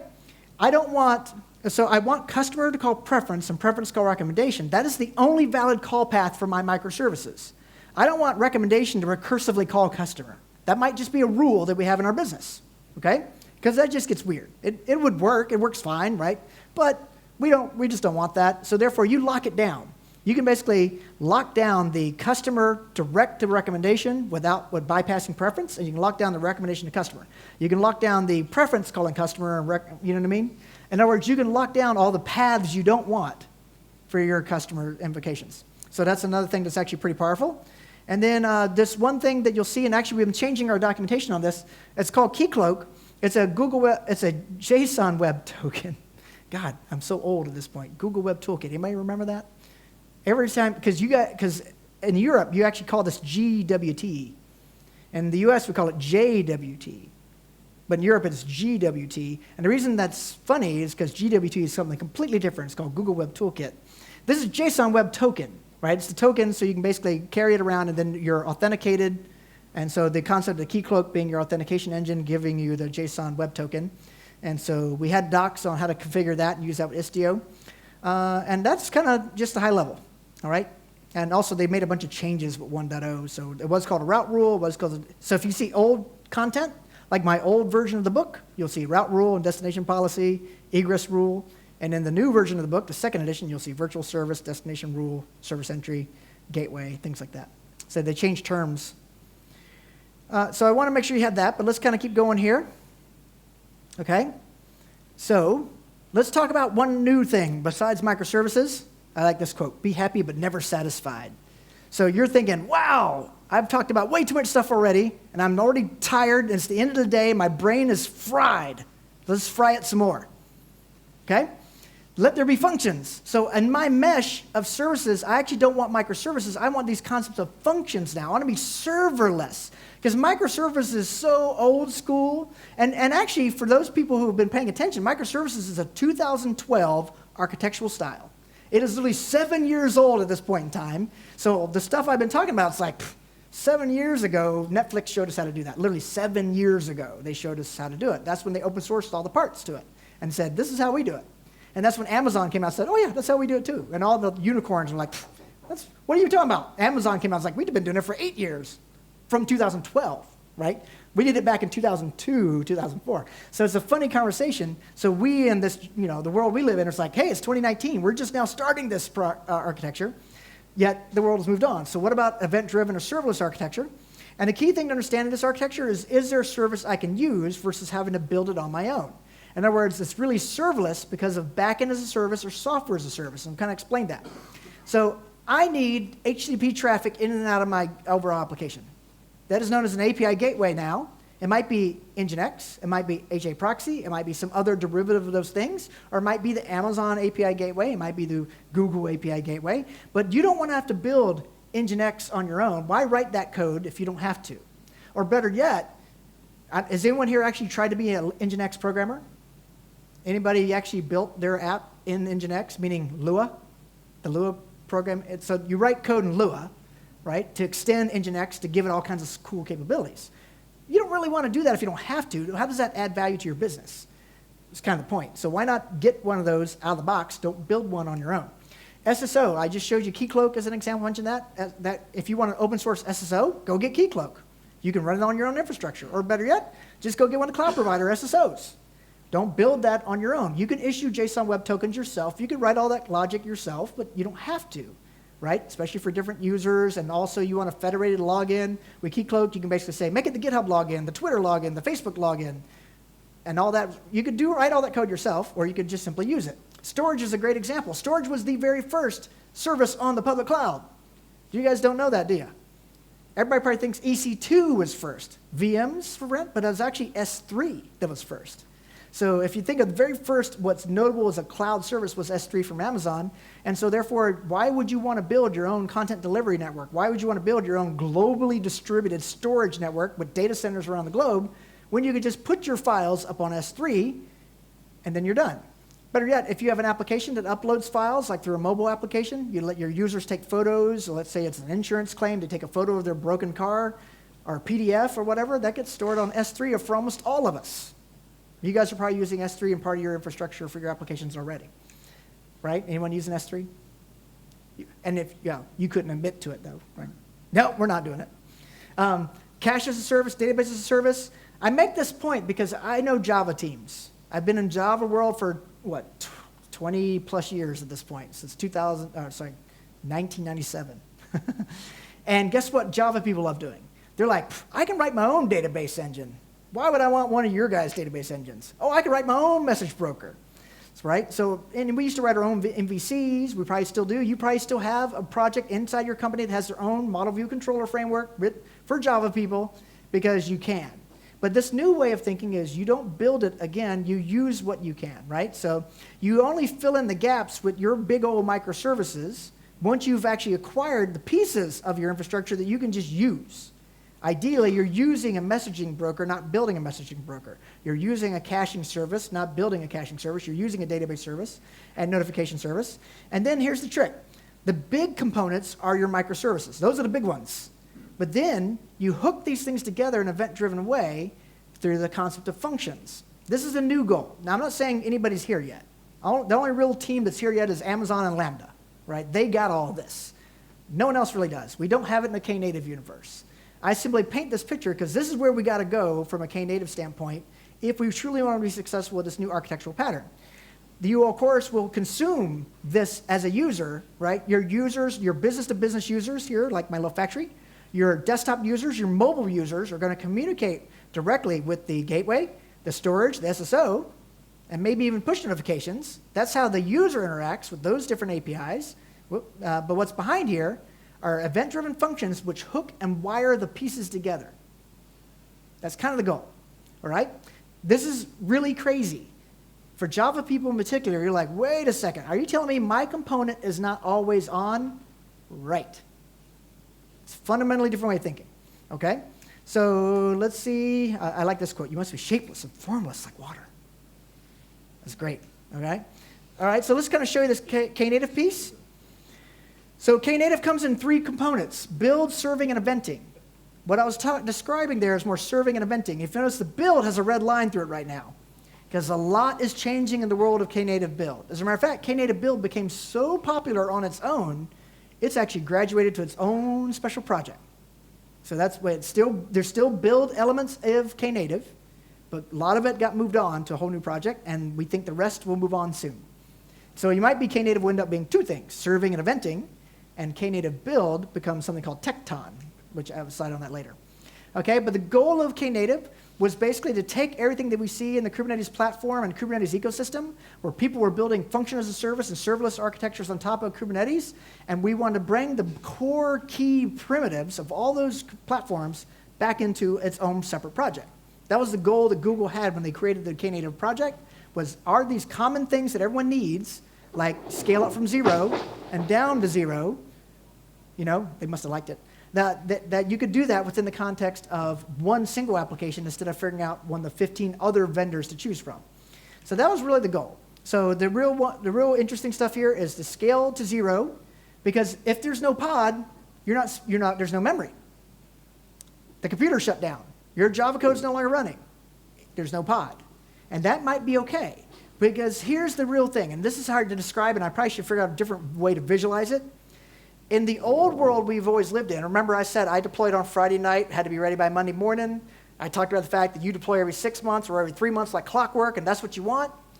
So what we used to do is we would basically say, oh, this application, based on our expected user load, and by the way, we know the user load peaks on Monday at 9 o'clock in the morning. That's when all the users kind of sign on and start really querying the database or whatever. But, after Monday morning, it kind of drops off a little bit. And, it peaks again on Wednesday morning, because that's when they all sign in again. And then kind of drops off, and it's dead on Saturday and Sunday. Almost nobody works on Saturday and Sunday, and therefore, that application is very lightly loaded. But what we do in that scenario is we buy enough hardware for peak. That's what we've always done. We think that we need 18 CPUs and 84 gigs of RAM to support peak. And therefore, we buy the hardware for peak. That's just the way we've always lived. And the good news is Java supports that case nicely. In this new world, we're probably thinking, okay, I need to be able to scale out for peak, but if it's not peak, scale back. Let that memory and CPU go to other folks who might want to run their jobs now. And within a single cluster, this is what you can do, and this is what Knative's goal is trying to achieve. So on Saturdays and Sundays, scale it down to 0. No one's using it. Why is it even on? And you can also in Knative decide, okay, 0 is actually too low for me. I don't feel good about that. Get it down to 1 or 2. Okay? So in other words, you can decide what your floor is. By default, Knative is 0. No one's using it. Shut it down. Okay? So let's try to show you what that means in practice. So let's see here. I have this little demo thing. I showed it in my Kubernetes, my Quarkus talk. God, I've been doing too many things. Kubernetes side by side. Let's see here. All right, watch. kubectl get pods. Let's see if there's anything running. Okay, no pods, no resources found. So it looks like I've got nothing running because I have nothing running. But if I come over and say kubectl get deployments, I think I already have some deployments. I actually have a Spring Boot deployment, a Node.js deployment, and a Quarkus deployment already running. So I have deployments, but no pods. I have 0 of 0 ready. In other words, the deployment can go to 0 if you basically say, hey, deployment, make yourself 0. And it'll go, okay, replica set, make yourself 0. All the pods get shut down. You could do this manually. Okay? In other words, you could always go in and say, make everything 0 and scale everything down to nothing. But with Knative, it does it automatically and then also scales back up as load comes in. So let's apply a little load. So kn burst, all right. We're going to apply load to the Quarkus app.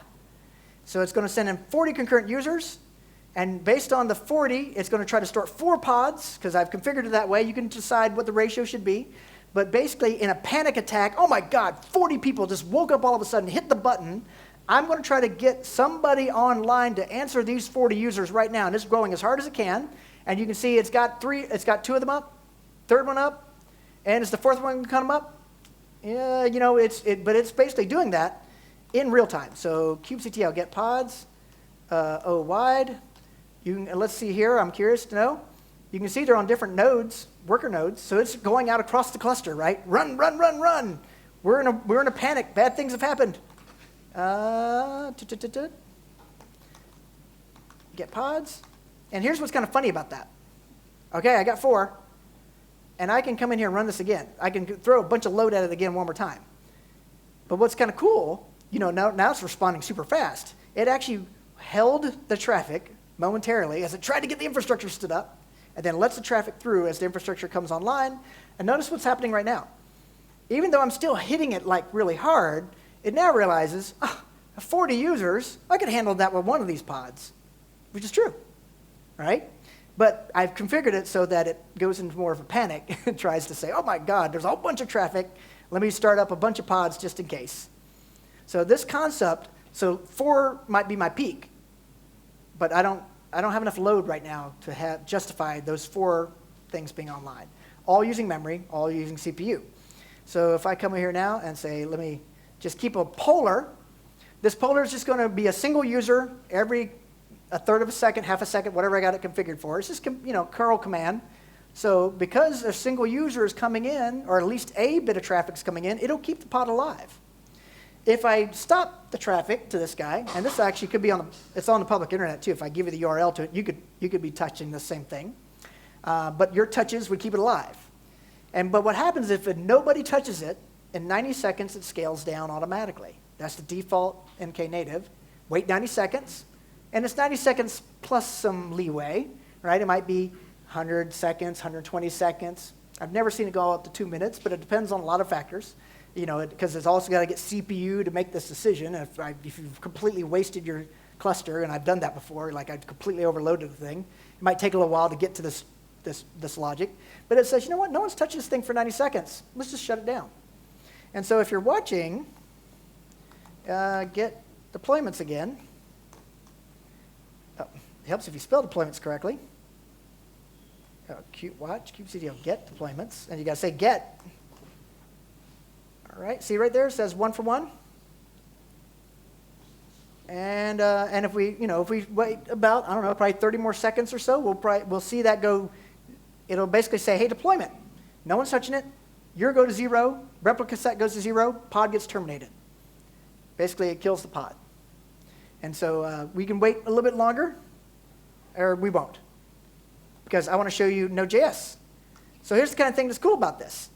It works, all this infrastructure we're talking about with Istio and Knative, all this capability works the same for any programming language. Netflix OSS, which gave us the microservices concept, is only Java. This works all across anything. I have .NET applications, I have Python applications, I have Go, I have Java, I have Quarkus Java, I have Spring Boot Java, right? It doesn't really matter. So here's my Node.js coming online, and there's my Quarkus one being terminated now. Okay? Let me keep the polar running on this one. You'll see the same behavior here. It'll be like, hey, I panicked. You sent me a bunch of load at me, but I got 4 started. I don't really need 4. You'll see it starting to shut down those 4. Let me bring this one back up. So even my single user activity will bring another Quarkus back online here. You see that? So it's coming back to life now that it got shut down. And so here's why this concept matters. You may not want this for your application infrastructure. You may not want a situation where any user has to wait for anything. So you can actually tell the Knative, your floor is not 0, your floor is just 1. Okay, so you'll notice it basically started killing these guys. It is taking us down to 1 because there's a single user. If I shut down a single user, it goes to 0. But you might decide, you know what, just assume 1. You might want to say just assume 2 because I always want HA, right? High availability. but at peak time, I need 10 to handle the load. And with Knative, it'll do that. So by default, Kubernetes will scale, auto-scale your application or your infrastructure. And actually, one thing that you can see, like you can we have a user interface in here that's kind of cool. Like if I come over here to my compute, machine sets, this is new and actually in OpenShift 4. But you can kind of see, this is the number of worker nodes I have. I have 2 of these running in this availability zone, and I have 1 of these and 1 of these. I can come here and change this. I can come in here and say, I need another machine. And that's going to add a whole new worker node to the cluster, right? And that takes several minutes, though. It basically goes to Amazon or Azure or whatever and provisions a whole new thing and boots it up. That could take 10 minutes or so, depending on what region you're in. That kind of auto-scaling, if you will, has kind of been part of the Kubernetes ethos for quite some time. This concept here, it's based on user traffic. You see the distinction? It's not CPU load or memory load. It's based on literal transactions. That's the real distinction what Knative has done here. So you had some of these capabilities before. So this is also perfect for learning, how to use the clouds when you have to pay for the service. So if you are using it, it will stand up, and if you finish, it will go down. That's a very good point. You could still do those kinds of things within your own cluster as the cluster administrator. You could do it with Knative or without Knative, but with Knative, it kind of is automatic, right? That's true. Because I don't know if you guys have worked on the cloud for learning purposes. I do, right? I spend time on Azure, Google, and Amazon, and I invariably get a bill at the end of the month where I'm like, I left that VM running all month? Oh, crap. Yeah, I'm trying right now to figure out how to do this, and not pay too much. I'm looking at this now. Let's see. This is my, what is this one? This is my Node app. And this is my Quarkus app. Right? So if you look here, Prometheus has this kind of clever feature. We've documented this. This is our docs as well. You can kind of say, what is the container memory of the Node app or the Quarkus app? Send a namespace side by side, and the container is called user container. When you use Knative, you don't name the container. In Istio, you name the container recommendation, customer preference. In Knative, you don't do that anymore. It's called user container because it's kind of wrapping it its own way. It should also be noted when you deploy a Knative service, let me open this up. The Knative service declaration is slightly different. Look at this one. All right? Notice it's called service also, but it's not a Kubernetes service. It's a Knative service. So now we have service overloaded 3 times today. You have the regular Kubernetes service, you had the virtual service in Istio, and now you have the Knative service. And they're 3 different things. And they have 3 different sets of behaviors. I think that's just wrong. But, I didn't decide these things. And what would you call it? It's still a service. So this is, in fact, think of this structure right here as your app. It's actually easier to work with than what you've had before. So what you had before was a deployment. Well, you had to build your image, get a deployment, and then you had to have a service. And that does the old, normal Kubernetes way to do it. And then you had the virtual service if you want to manipulate the routes and things like that. And now you have this Knative service, which you don't have to have a deployment for. You get one for free. You don't have to have a service for. You get one for free. And you get all this other infrastructure automatically behind the scenes to deal with this auto scale up and scale back.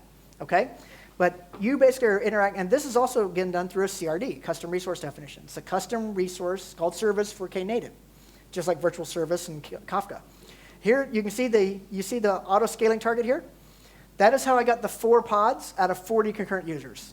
So in other words, by default, this number is 100 out of the box. It assumes that any given pod can handle 100 concurrent requests. That's Knative's presumption.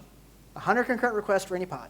You know that if you got a badass JVM app set up correctly or a Node.js app, you can handle 500 users, 1,000 users, and you might want to tune according to that. However, if you're living in this function as a service world, you know what the number is? 1.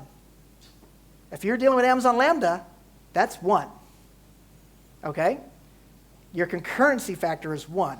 1 request, 1 pod springs, well, not a pod in the case of Amazon Lambda, 1 container springs to life, runs your function, and goes away. Lasts for maybe 2 minutes, lasts for maybe 5 minutes, has so much memory that you find if you use Amazon Lambda. So that concept, you might think the 10 was too low, but in that world, it's actually 1. So I also do presentations where I just make it 1. So It actually runs kind of a pod inside the node, right? It is a pod, right? You saw So- the pod, like there's my node pod. Yeah, so what happens when we hit the node limits? I mean, like when we overflow memory to CPU. Well, you're not supposed to do that, all right? You're supposed to have the limits, and you can see those limits here. You can see I put them here. You're supposed to always specify your limits, and if you don't, your cluster admin should do it for you if you're a bad developer. No, okay. Yeah. We have like, for instance, two CPUs for the node, right? Right. And for the code on Knative, we have like 0.1 CPU. Right. So we can start. This is less than 0.1, yeah. Yeah, we can start 20 Knative pods. What will happen when we need the 21st one? Right. So do you guys understand the question? Because it's actually a very good question. So important. I'll try to repeat it and see if I get this right. All right, so if you look right here, I have actually said I need 50 megs of RAM. I need 0.01 CPU. That's actually, so this number goes to 1,000 representing a whole CPU. That's one whole CPU, right? So a tenth of a CPU is 100. So this is a tiny little piece of a CPU, right? So it's less than a tenth of a CPU. So that's all I believe I need, and these are purposely low so I can run these demos easily because I only have so much. I can run all this on my Mac also, right? So I try to keep things small.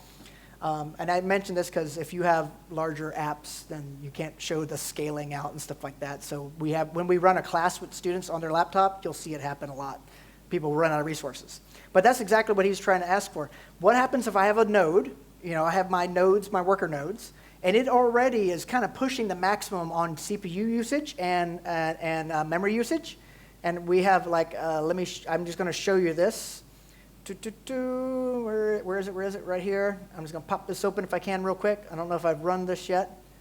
Yeah, let's see. And my Kubernetes cluster resources. So I'm actually doing really good right now. Look at this. I got only 11% committed on the request side, 20% of my limits. I'm only 19% on memory, 10%. And often when I purposely scaled this cluster out for today's demo, I normally, if you look at some of my clusters, they're at 101, because you can over-allocate, right? You can basically have 90% of your resources usage or 110% of your resources usage. So that if you have a situation where you have a cluster that's already maxed out, or at least a node that's already maxed out, and you ask for get this thing to scale up from 0, it won't. Okay? You'll see pending, which is the dead giveaway, and Kubernetes land to say, I must be out of resources. There's not enough CPU. So the way the pending thing works, and we could simulate it here. I actually have had that happen to me. Basically, it's going to take your request, and it's going to say, hey, any node. And so if it's only one node that's overloaded, it'll ask the other node, you can absorb this request, and the other node might go, yeah, I got 50 megs of RAM. I got less than a tenth of a CPU available. I'll let him join me. And so the scheduler will basically map it over to the other node. But if all your nodes are maxed out, you will see pending. Right? Pending meaning I got no place to put this thing. And then of course you'll see you'll start noticing in your monitoring tools. You won't see that alert here, but you will see it here. You'll actually see you got things pending. You're out of cluster resources. You'll see that list here. I'm not pushing this thing too hard, but if I scale the cluster down, I've actually used very small clusters just for the point of Mike showing that. This one's actually a very beefy cluster because I've been practicing with larger nodes. Like those worker nodes are I think 16 cores each. I do have some, I've set it up with 2 core each, in which case you can run that out of gas really fast. Okay. But does that answer the question? And is that help discussion helpful to, yes, sir? Is there a way, possibility to map Knative container to Lambda? To Amazon Lambda? On the cloud. For Amazon Lambda. For Amazon or Google. Right. So, and I make that point because Lambda is a term that shows up a lot of, there's the Java Lambda programming, right? There's the Amazon Lambda, there's... I mean this Lambda serverless. Right, so for Amazon Lambda, the answer is no, right? Amazon Lambda was an architecture that came to be a long, long time ago, long before there was a Kubernetes and long before there was a Knative, basically, right? So They're not using Knative or Kubernetes for Amazon Lambda. They have their own thing that we don't even know how the magic works at Amazon. And there's no way for you to take your Knative service, this declaration right here, and say, make that run on Amazon Lambda. However, all right, what we are working towards is, if you look at the image here, see the image? That's my Java logic. Is there a way to make my Java logic portable from this Knative world to the Amazon Lambda world? And yes, that is being done. So your actual code can be portable to Amazon Lambda, to Knative, and vice versa, but not necessarily the declaration of the thing. That's going to be unique per platform, right? So the Google Cloud Function is going to be different than the Amazon Lambda, which is going to be different than Azure Cloud Function. And here's one thing that's kind of cool. If you're an Azure shop, Azure has open sourced their Azure Cloud Functions, and we have made it work on this. We worked with Microsoft in partnership to actually make that work so it actually can work on Azure and on-prem on your OpenShift together. Same code base, same declaration. So actually, if you're running out of space on nodes, it can span the other Knative application on Azure functional. Well, it won't do that by default. You know what I mean? It won't go cross-cluster, and there'll be two different clusters. But at least your business logic is ready to run there if you need it to. And you'd have to have a global load balancer that sits across the two clusters. Maybe your global load balancer is over at Amazon, and it's basically saying pushing load now away from you over to Azure. And I've actually done a demo just like that. And so I know that works. I literally did that for a reason, to show that you could move. You remember that demo I showed you where the transactions are going around 3 clouds? We actually had all our users hitting it really hard. In this case, when you guys were hitting it, you're all on Amazon as a user. We actually basically made it so all the users were also load balanced across the 3 clouds, so their transactions were on all different clouds, and the transactions were still flowing across all clouds. That's a little bit more complicated than I have time to set up.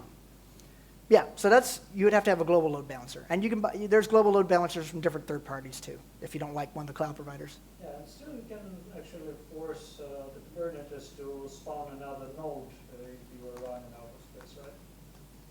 Yes, right. You can always auto-scale a node as well, but not based on load. All right, it's based on CPU saturation and memory saturation, not based on HTTP traffic by default. So actually, so I'm trying to understand. So we have a set of nodes which we set up initially, right? Mm-hmm.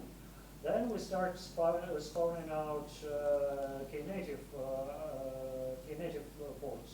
Already? You use Knative now? No, I'm just okay. hypothetical situation. We started spawning Knative ports. Yeah. Is there a way to detect that Knative is going to run out of the nodes No. and spawn another node? I don't think so. I could go back to the engineering team on this and find out. I don't believe so, but here's what it would happen, okay? The autoscalers built into Kubernetes and OpenShift are based on CPU and memory load, right? That's what they're looking at. So if I go back to this screen here, you can see my CPU and memory are good. I got lots of headroom here. But if, in fact, they are at 110%, and I forget what the max, it's over 100, but I don't know how far over 100 you can go. And you can decide that. But if they were all at 100, and and Knative was like, crap, I got to bring up more pods based on this user load, HTTP load, or Kafka load, it's the same either way, right? If either of those loads grow, I need to bring this thing up. And it says pending. It's pending because there's not enough CPU or memory in the cluster. That alert is going into the OpenShift cluster or the Kubernetes cluster, and the autoscalers do pick up on, oh, there's not enough memory and CPU. Let me launch more worker nodes, but it takes 10 minutes, depending on your infrastructure. On Amazon, I've been tracking it as probably 8 minutes to 10 minutes. So that's what it takes to bring up a whole new instance and add that node to the cluster. I mean, here, we won't sit here and wait for it because we don't have time either, but here, I'll show you. I don't have it automatic. Oh, crap. But I'll show you what it's right here. So I can come in here right now and say, I would like a new machine in this availability zone. So I'll say it's just like pods, but it's nodes now. And if you look at this node user interface, dun, dun, dun, you can kind of see, where, come on, machines. There we go. See, there's a machine coming online, but there's no node associated with it. It's not a Kubernetes node yet. It's just a naked machine. That'll fill in a few minutes, 6, 8, 10, 12. I haven't timed it perfectly, but I know it's several minutes because I got bored of watching it one day. But it'll fill in, and then you can schedule stuff to it, or it'll schedule stuff to it automatically. So actually, that's a point where we have to pre-scale. Yes, yes. If you know you're going to overrun your node capacity, you need to kind of scale that out to the point of what you think is the right equilibrium, because that just takes too long. Okay, so can we scale based on like percent of the CPU or memory? Based on a percentage of available memory or CPU? Yes, right? So, because that's what it's looking at. This auto scaling, which I just did a manual scaling event, is based on memory use and CPU use. And you define what that is. Yeah, and by default, I don't have any autoscalers configured to my cluster here. Is that under here? I don't, it's in here. I've never tried to configure it, but yeah, you would configure the autoscaler for determining when to grow the nodes, if you will. And so this one's happening. Let's see if I can go see it real quick. This is kind of fun too. Log in. Looks like I'm not logged into the. This one's running in Ohio. I run things I run in Frankfurt and Bangalore and things like that, just to see, how it works. Oh, this is in California, not California. This is Ohio. And let's see here. 8 instances. See it right there? There, it's coming online. Oh, come on, scale in right here. So this one right there. It's that one right there. It's coming up. And then once Amazon's booted the VM, right, then Kubernetes gets installed on it, and then it's now part of the scheduler.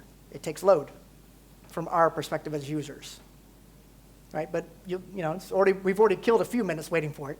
It'll take a little while longer. So Kubernetes gets installed in it, or you don't use the pre-built images for that? I actually don't know. I'm sure there's a pre-built image on it, but keep in mind Kubernetes itself is also dynamically installed, right? It's and this is CoreOS based. Okay, looks like it passed its checks now. So but there's still a little bit more that it's going to be doing to it. See, it's still not a node yet, so there's still something else happening. So I don't know what all that is. It's CoreOS based, and there is still things being pulled and downloaded to it. Again, we want to make sure everything's patched as much as possible, right? This is a system that automatically patches itself as well. Kind of an interesting technology. But that's more, I'm not really at the infrastructure level at that level, right? I let other people at Red Hat. We have a few thousand people at Red Hat that are at that level. I kind of come at it more from the Java perspective. Okay? And so we've had a nice, interesting discussion there, but I want to kind of show you this Knative serving thing so you get your head around it. Let's show you this. I drew this picture to help people understand. When you build an app and you build an image, you create this deployment YAML. Okay, now there's easier solutions to this. There's Helm, there's S2I, source to image capability, which OpenShift has. It's also an open source project. But basically, there's all these other ways to get your code running in Kubernetes. I'm showing you the bare bones Kubernetes way, right? You create an image, push your image someplace, your own local registry, Docker IO, GCR IO, Quay IO. You put your image someplace. Then you throw your deployment YAML at the Kubernetes cluster. It gives the image it has the image identifier there. It does the pull to the node, right? It has to download the bits to that node, and then it has the deployment, the replica set, and then starts launching pods. If you say you want 2 replicas, you'll get 2 pods. If you say you want 8 replicas, you get 8 pods. It's a very simple model, and then you have the service interfaces with it. So this is the standard way of thinking in Kubernetes. Here's what happens in Knative land. So look carefully here. These guys right here are all right down here on the right. So they're still here. It's just that now you have the Knative service, which begets and creates a configuration, which has a route, which creates a revision, and then there's some more parts to it, the pod autoscaler, the virtual service activator, and they've changed this recently. This is no longer the virtual service, and the activator is actually hard to see now.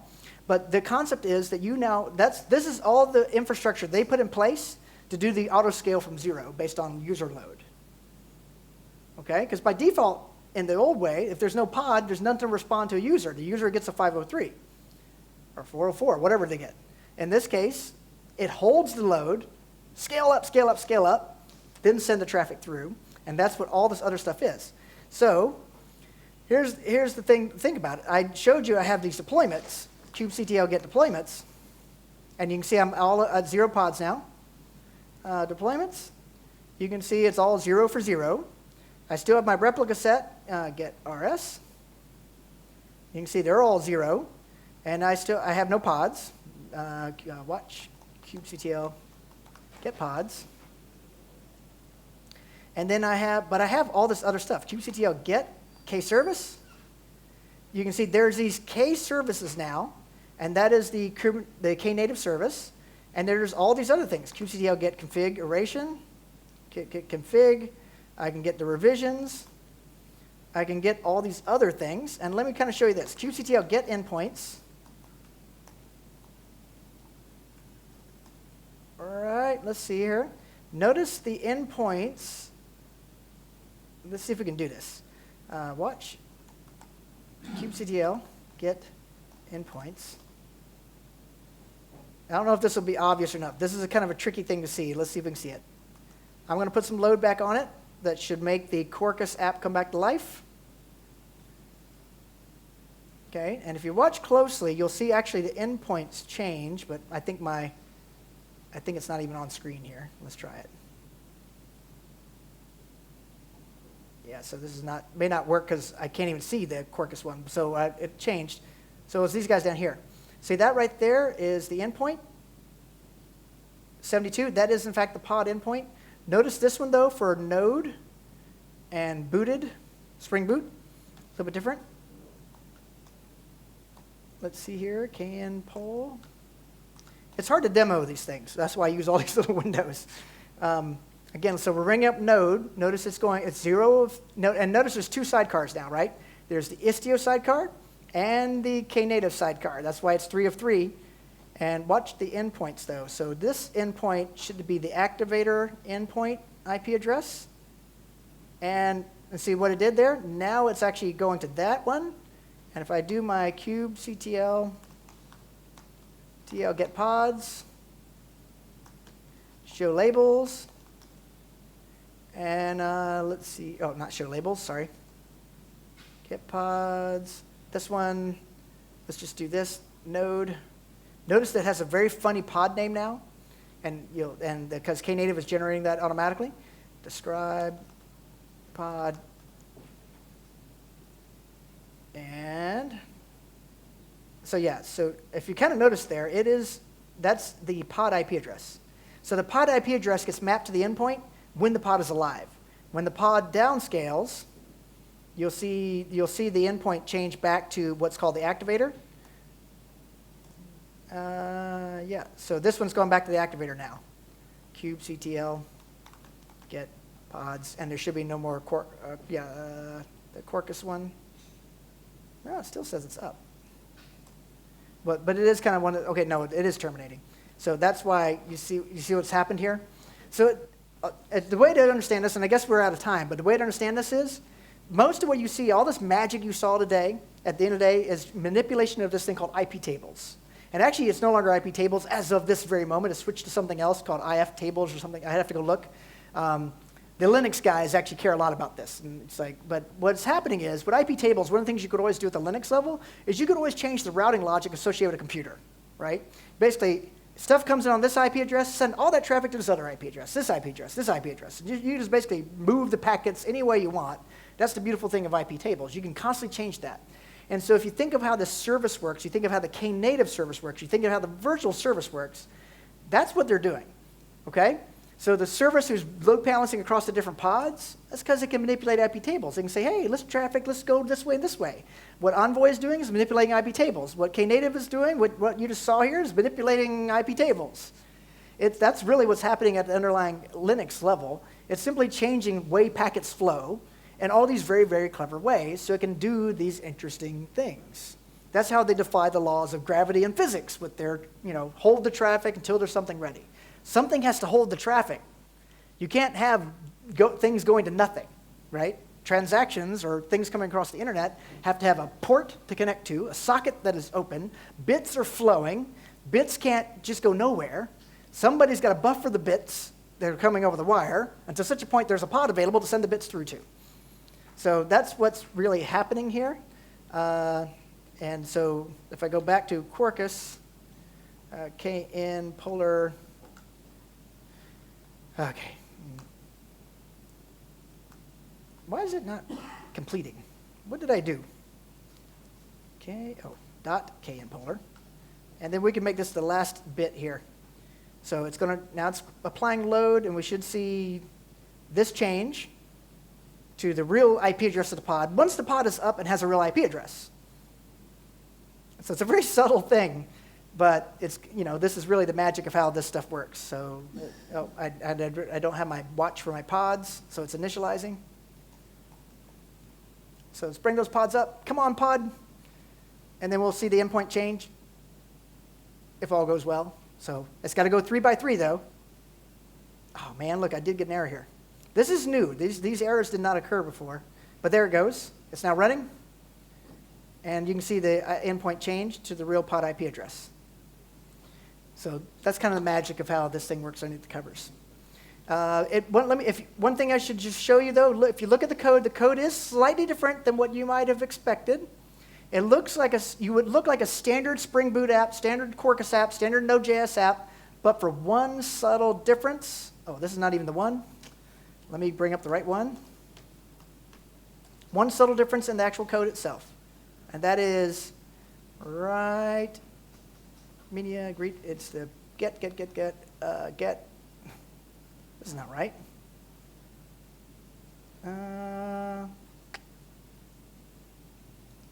Okay. I'm looking at the wrong thing entirely. Something's not quite right here.